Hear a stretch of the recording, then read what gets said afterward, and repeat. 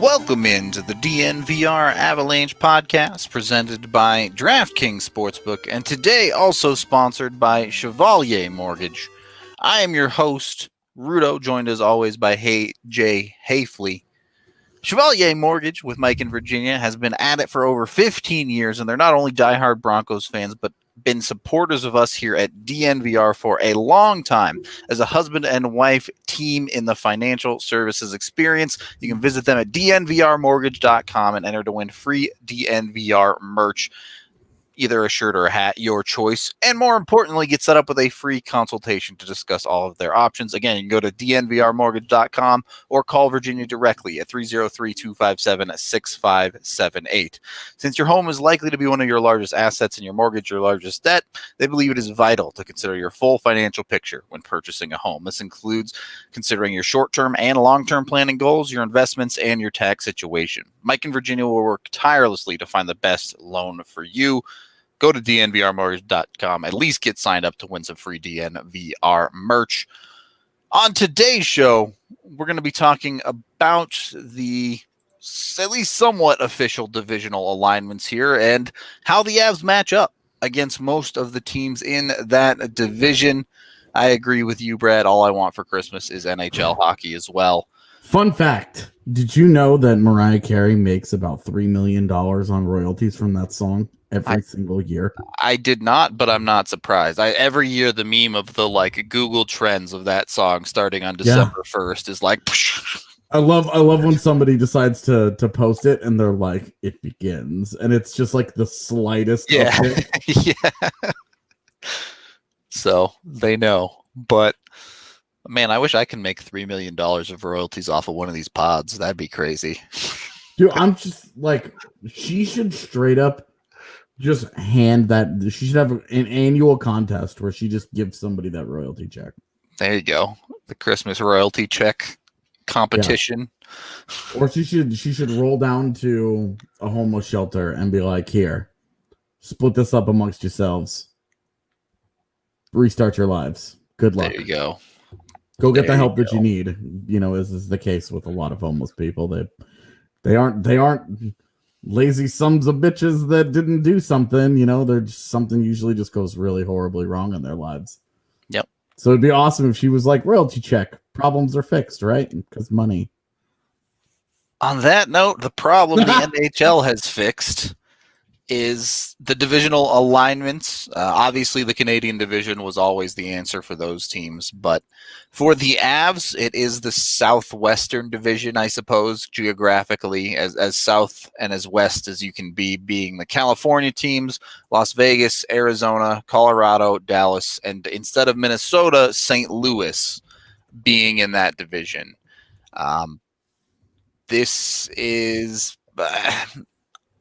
there's an argument for one of the Eastern divisions as well, but I think this is probably the most stacked division of the four. Which one? The one the Avs are in. Really? With St. Louis in it, I think there's a good argument for it. I don't. Really? I mean, not at all. I think the Canadian division. I think Ottawa's the only bad team in the Canadian division, right?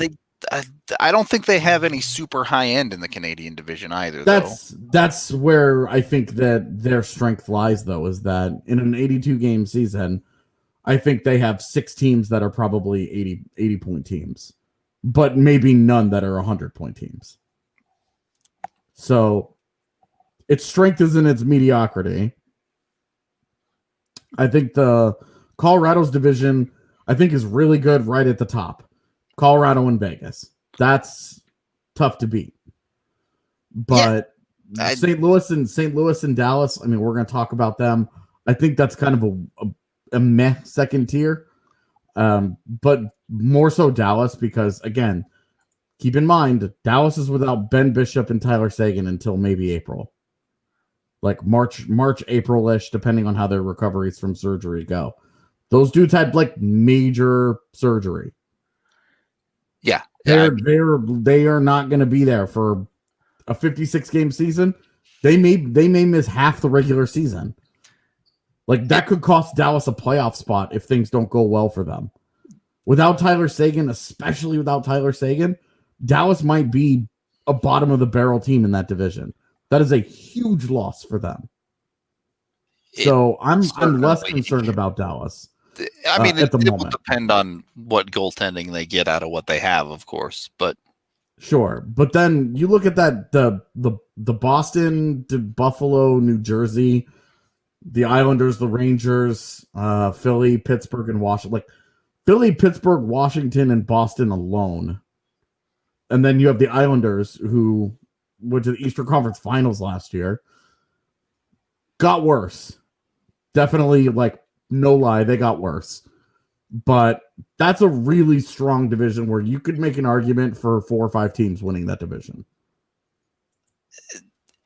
Again, though, the only team that I think has been really high end over the past couple of years is Boston there. If we're talking about getting worse, like you can kind of compare the Islanders to Dallas in that regard, because Dallas made the Cup Finals last year. Sure, they have injuries, but you know, if we're looking at previous performance, and I know Washington won the Cup a few years before, but this is why I see Colorado and Vegas in the same division, and I go, there isn't quite a matchup like that anywhere else. I think I would take Boston over the Islanders every single time if I was betting on it. But yeah, well, and keep in mind, Boston also got worse. At the moment, they don't have Zdeno Chara and they don't have Torrey Krug. I don't know how much worse not having Chara makes them on the ice. I don't either. Sure. I don't even if Zdeno Chara was just a league average player at that point, who's replacing him? We don't know that they're going to get league average play out of the guy that takes his job. So they are at the moment. I think Boston's quite a bit worse. I think the Islanders are quite a bit worse. The Rangers are going to be quite a bit better. Both Buffalo and New Jersey are going to be quite a bit better. So I think the bottom of that division is also going to be a lot more competitive than we've seen in recent years. Although I'm still not. New Jersey will go as the kids go. If Nico Hischier and Jack Hughes take huge steps forward, they're going to be a whole lot more competitive. Yeah. Same thing with the Rangers. If Capo Caco starts to live up to that hype, that's a different look for them. All of a sudden, they're that much better. Philly, Pittsburgh, Washington, I think that those guys are all just going to keep on being rock solid teams. And then you look at the Canadian division, that entire division except Ottawa, I think is full of like flawed but decent teams. Yeah. The problem is like they are the middle class of the NHL. Right. It's basically the Canadian division, and then struggle to see the potential for greatness in that division is the problem. But yeah, I think TJ Brody will make them better. I think losing the Barry experiment, missing just moving on from that, I think that will make them better because they won't have a guy who's so clearly miscast in their lineup, and then TJ Brody's a perfect fit for what they want to do. A couple people in the chat talking about is temporary.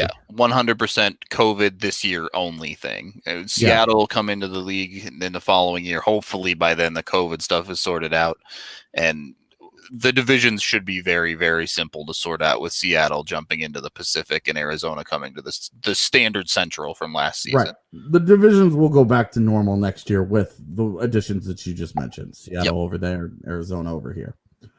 And that's where I think the Avs division, this is where they're going to be able to eat greedy. You have you have an injured Dallas team. You have a St. Louis team who may not have a good goaltender. We don't know. And then you have bottom feeders, Anaheim, LA, San Jose, all teams that last year, the Avs have had trouble winning on California road trips last year. They beat all those teams. Yep. So, they're I mean, they were set up to be in a really soft division, and the St. Louis for Minnesota swap definitely makes it more competitive, assuming it's the St. Louis we're expecting to see. Right. I mean, a couple of things here. Let's start at the bottom of the division. I don't think anyone's particularly worried about LA. No, not yet. I don't think certainly the Avs are not worried about Arizona after the bombing out of the playoffs they put on them. So, well, and they, in no way can you make an argument that they got any better. Right. So, the two teams at the bottom there, I think, not super worried about that. Games where when the Avs play them, because the expectation is every team is only going to play in division for 56 games, coming in thinking this shouldn't be an automatic win. Does it start with San Jose? Definitely. Okay. Well, I think San Jose has the most upside of these four bottom feeding teams that we're talking about. Sure. The funny thing is that San Jose's forward core is still pretty good, especially at the top. It's good. And then between Carlson and Burns and I guess Vlasic, I mean, Vlasic's honestly been kind of bad for a couple of years.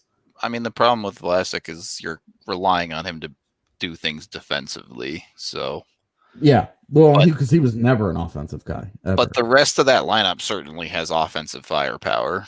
Yeah, it definitely does. But their big question mark is goaltending. And then you look at Anaheim's lineup and you're like, if a bunch of these kids have big breakouts this year, you know, if Troy Terry and Sonny Milano and Max Jones and Sam Steele and Isaac Lundestrom, if all of those guys, even half of those guys, take legitimate steps forward, they're going to be a lot more competitive, especially if John Gibson has the bounce back that everybody on earth expects that he's going to have. Yep. John Gibson alone makes them competitive at the start of a game.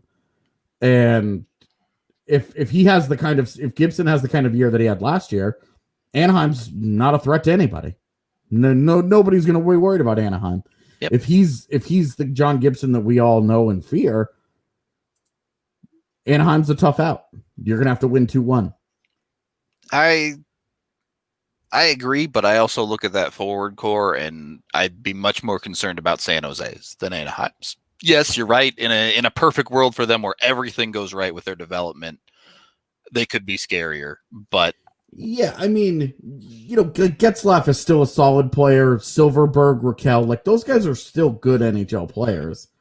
The problem is that they're not, exactly, they've lost the high end. The Getzlaf is no longer an elite center. Raquel is now is he a 35 goal guy? Probably he has to be. You know, he has to be. Silverberg, is he a high end two-way guy? He has to be for them to be really, really competitive. Yep. Those guys just like floating along being like, yeah, they're solid and they might put up 50 points because they play all the minutes and they get the situations, you know, that okay. Great, but they are not they don't have a knockout punch. And that's the big thing that I'm not worried about with Anaheim, barring a major breakthrough from one of the kids. You know, we don't know what Trevor Zegras is going to give. And this again ties back into kind of the schedule, which we'll talk about in a second, because I do need to take our first period of break here and acknowledge Breckenridge Brewery, the official beer of us here at DNVR. If you want to sip on a Christmas beer while you're listening to a little bit of All I Want for Christmas is Breck Brew. Christmas beer from them, absolutely delicious. Highly recommend it. You can also jump on dozens of flavors. No matter what type of beer you like, they have one for you. Go on the Breck Beer Locator online and find a local liquor store by you that has some Breck beer that you want to give a try. We also have Draftkings Sportsbook, the #1 rated sportsbook app out there, always giving y'all amazing deals all over the board, whether it be $1,000 when you sign up with a new account with code DNVR, or a chance to earn triple the winnings off of UFC 256 coming up this weekend. Why not? 3-1 odds on just about anything. So you can take a surefire bet and triple your money on it, because that's just what DraftKings Sportsbook does. They also have amazing odds boosts on all sorts of different events that change every single day. You can bet on things that some people don't even consider sports, like Major League eating, if you want to.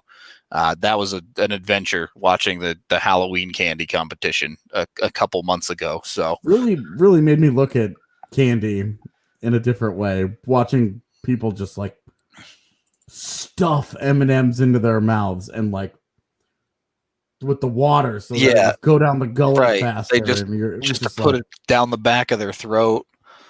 And it was like a little horrifying. I don't know if it's more or less concerning that none of them actually managed to eat all 6 pounds of candy.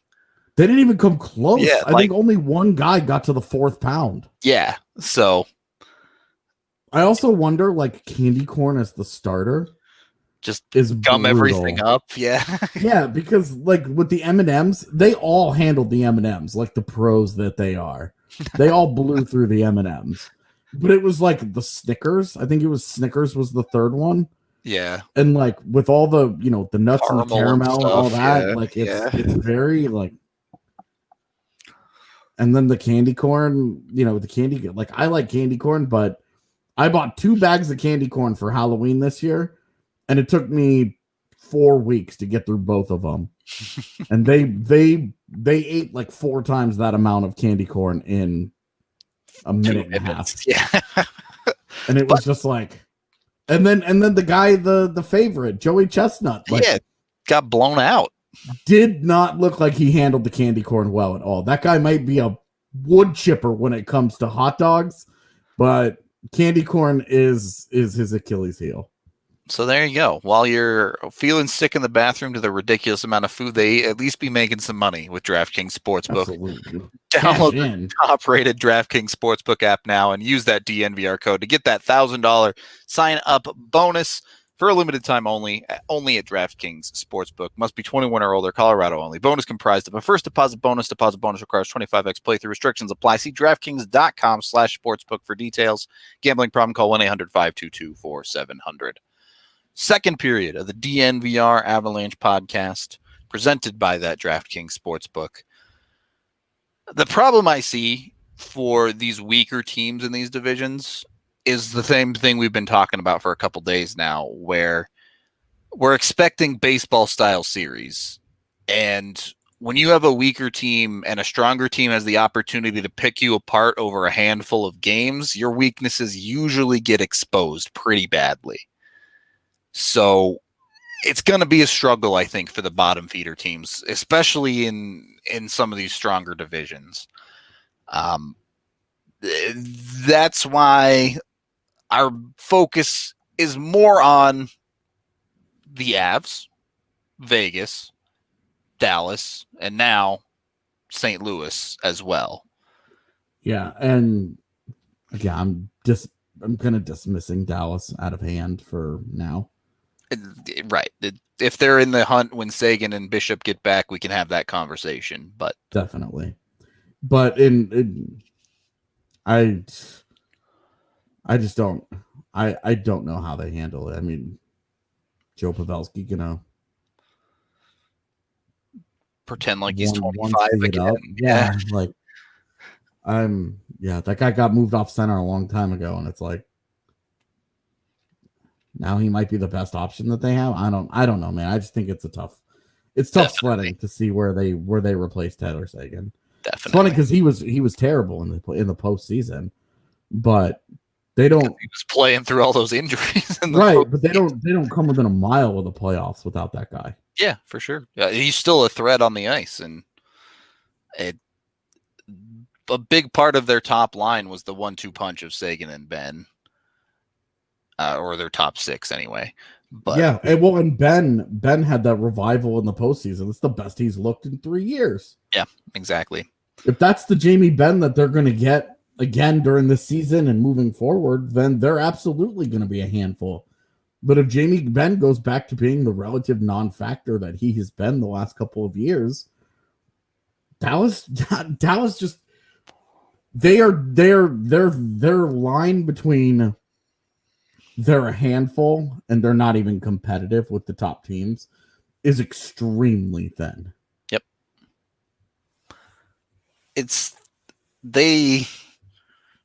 despite what we saw in the series versus Colorado in the playoffs, when they're not going up against fourth and fifth string goalies, they're not a team that scores a lot of goals, especially without Tyler Seguin. Right. They got that. I mean, they were abnormally hot, like that Calgary series, and then obviously the Ab series. You have Pablo Francouz with a hip injury.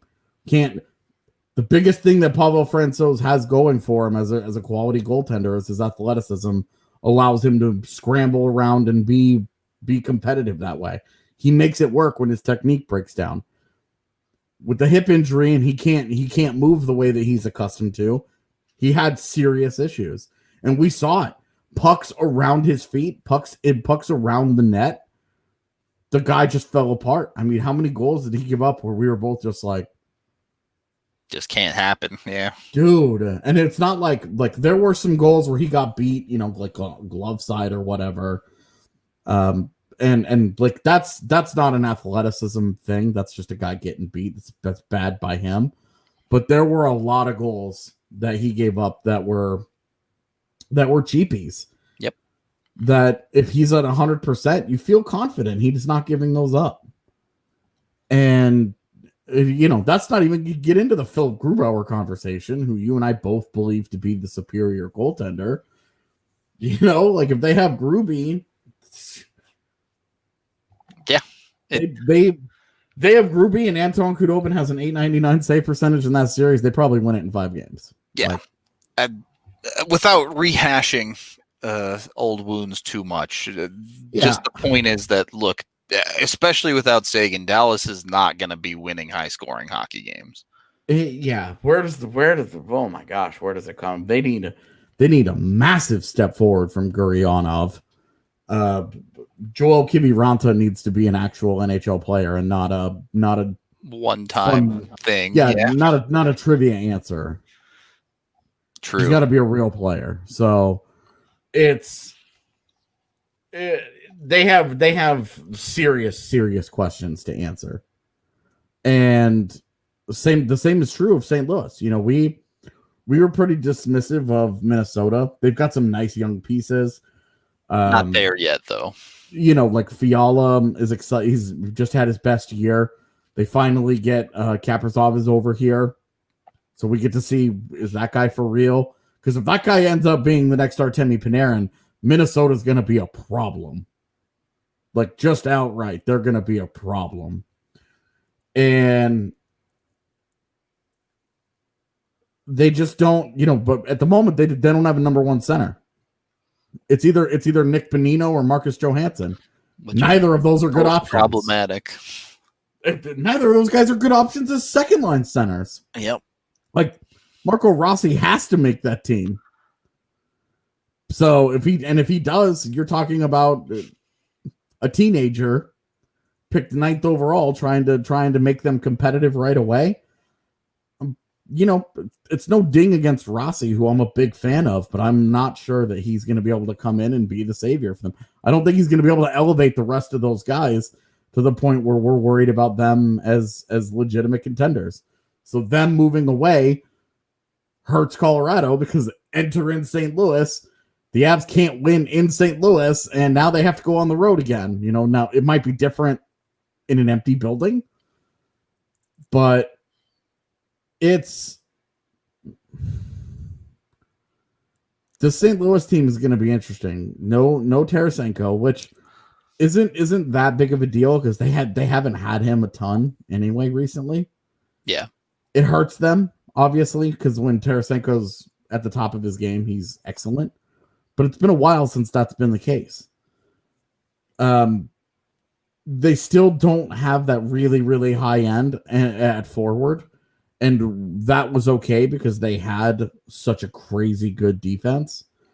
And on the Pietrangelo Parayko 1-2 punch, especially, that they could throw at teams on different pairings was spectacular.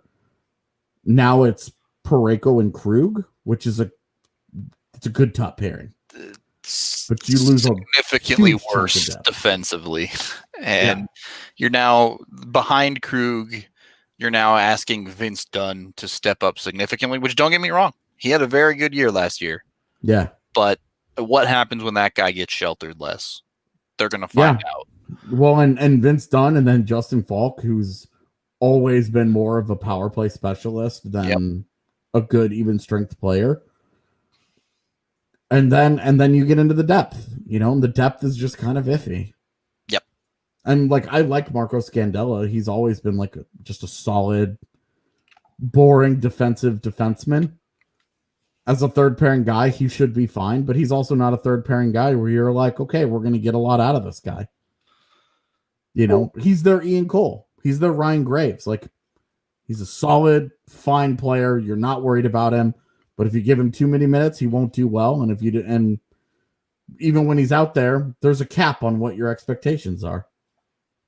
And the big question with St. Louis is they go from Jake Allen to Ville Husso. Yeah. The goaltending question is obviously massive for them. Who is Jordan Binnington really? You still don't have an answer to that. Is he the guy that he was in his first year?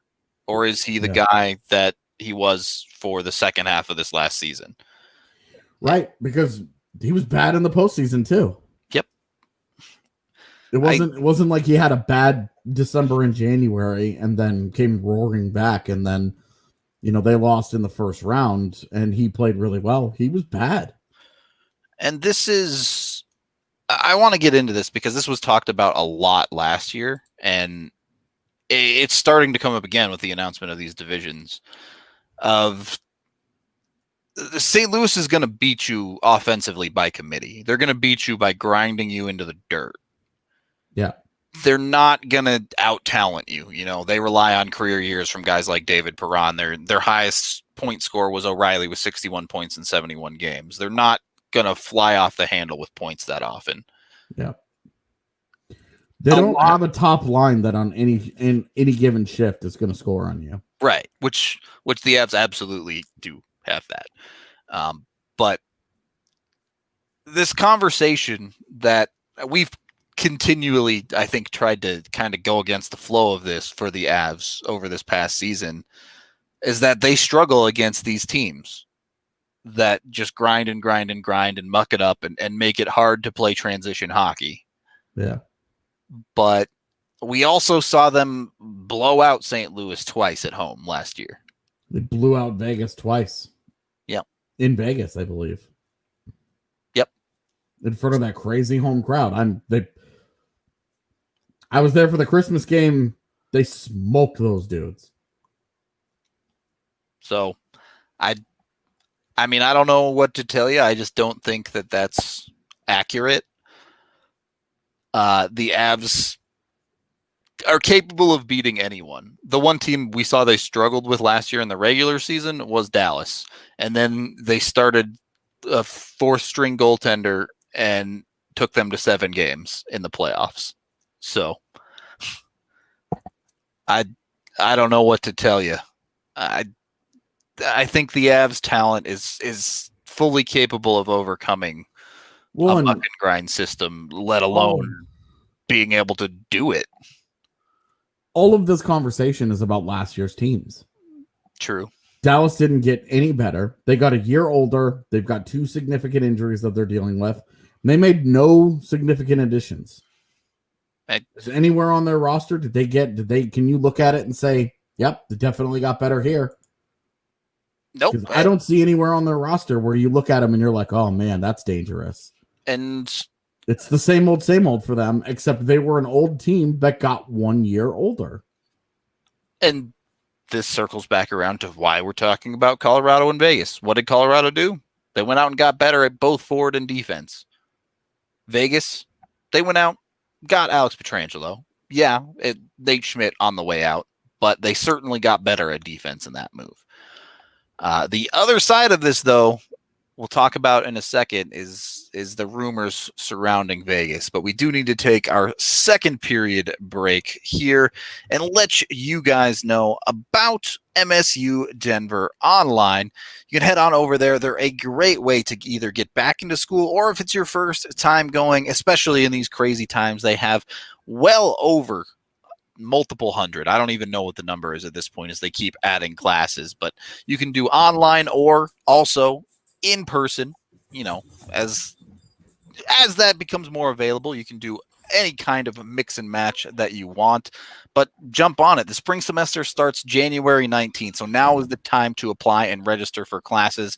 You can get all sorts of different degrees from them. They put a dynamic education at your fingertips at MSU Denver online without forcing you to decide between earning a degree and living your life. They are the Colorado institution providing rigorous and affordable online programs taught by professors who bring the real world into the classroom. We even have a handful of us here at DNVR who took classes there. So if you have any questions, feel free to hit up myself, Ali Monroy, Harrison Wind, any of us, and we'll be happy to answer any questions for you. All right. Third period of the DNVR Avalanche podcast. I want to get into the Colorado versus Vegas matchup, but before we do that, Max Pacioretty supposedly on the block for Vegas. They are currently, as we speak, over the salary cap, so they do have to dump something. But that's a big piece to move for a team that's trying to win a Stanley Cup. Yeah, and I'm not sure what the injury situation is with Robin Lehner. Sure. He had surgery, and I know he said he would be back for the season, but if he's out for the first couple of weeks, they might be able to sneak in under the cap just by cutting off enough on LTIR that way. Yeah, exactly. They might be able to just sneak in. Take it day by day. Yeah, exactly. As it is though, they're about $1 million over the cap with 7 defensemen, 2 goalies, and 12 forwards. So, even if you had Lehner on LTIR, you would have to. You still need a goaltender contract, and then they would need an extra forward. Certainly cutting corners, to say the least. Yeah. So it would be, we'll see how they manage it. Pacioretty is interesting and feels like an obvious one because he's owed $7 million for the next 3 years, and he's 32 years old. Yep. But he's a guy who's also coming off of a 32-goal season and has been a 30-goal machine in his career. He has more years in the NHL with 30 goals than not. Was 1 point off of a career high last year in 71 games. So the best year of his career, at least arguably. Right in there. But his 66-point season is right. The production that he had right in his prime. And I'm looking at this team, and are they trying to move Pacioretty because of all the other wings that they have? They have Mark Stone, they have Riley Smith, they have Marchessault. Alex Tuck is out of their top 6. Right. So it does feel like they have some talent there.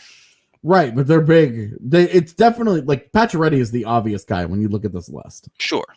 He's the oldest. He's $7 million, and it's just 3 years left. Just 3 years left on that deal. But given what he does, and they don't have to try and unload all $7 million. They can retain $1 million, $2 million, however much they need to, in order to facilitate a deal. But the question is, who's buying? Not only who's buying, we've already seen it's extremely tough to dump cap in this market. Number 2, Vegas is worse if they move Max Pacioretty for futures. For a team that you go out and get Alex Pietrangelo, you're not building for tomorrow. You're trying to win right now. Yeah. And what you get in return for Pacioretty, simply dumping his cap feels like a tough sell to me for a team in Vegas' situation. Well, just looking at the league right now, the biggest question for me is who's buying, because that cap hit. There are 16 teams in the NHL right now with under $2 million of cap space, and 13 of those teams have less than $1 million. I mean, none of those 10 of those teams are already over the cap. So even if Vegas fully retained, none of those teams could take on Pacioretty without also sending money back. Right. There has to be major money moving on both sides, which sort of defeats some of the purpose of what they're doing. Yeah. The problem is that they can't just go futures, because then that's a huge ding. Right. Now they have a Alex Tuck is fine. He'll move into the top 6, but that makes their bottom 6 worse, and they still don't have an answer at second line center. Yep. So now they're taking the strength of their team and they're making it worse without getting any better anywhere. That's for a team that's trying to win a cup right now. And they've definitely signaled that this for the future stuff is not for them right now. They want to win with this group. Good luck. I mean, it's not easy for them to. This is what Colorado did so well this offseason, right? Is they got better at every position, or at least at forward and defense. They didn't get worse at goalie, certainly. Yeah, this was their big difference. They got marginally better defensively. Vegas did with Pietrangelo, but losing Schmidt and getting nothing in return. They don't have the Pietrangelo move in their back pocket with this if they move Pacioretty. Yep. Because that's the only we talk about the Pietrangelo move and we're like, look, he's a great get. He's a great player today. We don't know how that contract will age, but whatever. You had a chance to go get Alex Pietrangelo. They went and they got it done. They're better today, but as a result, had to give away Nate Schmidt for free. And if it turns out they have to give away Pacioretty too, right, that's where things start to fall apart quickly. Right, and where are they gonna? Who's buying on a 32-year-old wing, $7 million on his contract for the next 3 years? Yeah, I don't know if anybody is, to be honest. Like the one suggestion chat made here a minute ago was Boston would make some sense, but Boston has problems of their own. Man, Boston starts to look real old if they add Pacioretty to that lineup in the top 6. Yeah, well, and it's not like they're flush with cap space. They're under $3 million. Yeah. They would have to move some of the money. They would have to move money in return. And it I'm not going to say it doesn't make them better, but not knowing the framework of the deal, it's fair to wonder how much better it will make them. Like the problem, and if they want to move a Marchessault or a Smith, those guys just aren't as good. They're cheaper and they're younger, but they're also worse. Yeah. So, that you're in a position, and Marchessault has got 4 years left on his deal. And coming off a 47-point season, he's been a 20-goal guy for the last 4 years since his big breakout. But like the player is fine, but again, you're talking about how much better is a team getting if they go out and they're like, okay, we got Jonathan Marchessault, and they would have to do it in a manner in which they don't give very much up in return for it to make sense. Yeah, I just don't see how Vegas can move Pacioretty and it end up being a good trade for Vegas. I'll put it that way. Yeah, and they're in a tough spot because the cap just kind of crushed everybody. You look at Tampa Bay. Tampa Bay is going to have to give away players. Yeah. I would line up for any of Andre Palat, Tyler Johnson, Alex Killorn before I go and mess with Max Pacioretty. There are arguably better players and certainly cheaper and younger players that teams are going to be, like you said, essentially giving away. That's the appeal of the Tampa Bay guys, is that they're all younger and cheaper. Yep. Pacioretty's better than all of them, but at 32 years old, you're playing with fire. Yep. You're daring Father Time to crush you. If you want to take that chance and maybe he gives you 30 goals each of those years, and it ends up being totally worth it to take that chance. then great. But if it doesn't, you're in trouble. You're in real trouble. Like, that's a flat cap, $7 million contract if the as guy dead falls weight off the cliff. Yeah. No good. It needs to be a graceful decline for it to be worth it. It can't be hitting the wall and then he's just done. Yep. Which is what we see with so many of these guys. They hit that wall and then it's just over. Yeah, they're no longer effective. Once you don't have it, you just don't have it, it seems. Yeah. But so, and that's the strength of their team. Their wings are excellent. Yep. Vegas has great wings up and down their lineup. But unless Cody Glass breaks out at 2C, that's their big question mark. And then depending on Lehner's injury, I'm not entirely sure. Maybe he misses no time. And Fleury is limited in how much he plays. Which Fleury are they going to get? He's been on a decline 3 years in a row. And that was after he was on a pretty steady decline in Pittsburgh. That when his first year in Vegas kind of was his big bounce back year. And then the second year was, and then the third year was, oh man, he may not be good anymore. Yeah. Like it might be time's up. Right. So. And it's not like you can make any of the excuses for that dude that you can for that people have been making for Lundqvist or Jonathan Quick. Where it's like, oh, well, that guy he's behind a bad team. I bet he'd be great somewhere else. Fleury's been behind only good teams basically his whole career. Yeah. An always contending Pittsburgh team. And then now a Vegas team that has never missed the playoffs. So, yeah. So they're in an interesting spot, man. They're going to be interesting.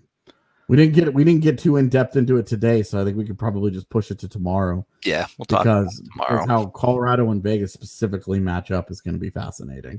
Yep. And given that we don't know the schedule yet, but if they end up playing each other 7 times this year, and then they have to roll into the postseason against each other and play each other potentially 7 more times, yeah, it's going to be a duel for sure. Yeah. We're going to have a pretty good feeling by the end of that. How, which team had the upper hand? For sure. We'll probably dive into the specific matchups of lines versus lines, players versus players tomorrow. But we are going to get out of here for today. Thank you, everyone, for watching, listening, however you consume the podcast. We appreciate all y'all every single day. 5 days a week. We're here. We finally have some hockey news to talk about, so that's exciting. If you haven't tuned in a while, get ready because hockey may be just about a month away. So here's hoping, and we'll have season previews the whole 9 over the next month or so if that is the case. So if not the podcast, maybe consider subscribing to thednvr.com. Of course, we have tons of other video content, written content, all sorts of stuff for you. Appreciate all y'all, and we are going to say goodbye until tomorrow. We'll talk to y'all later.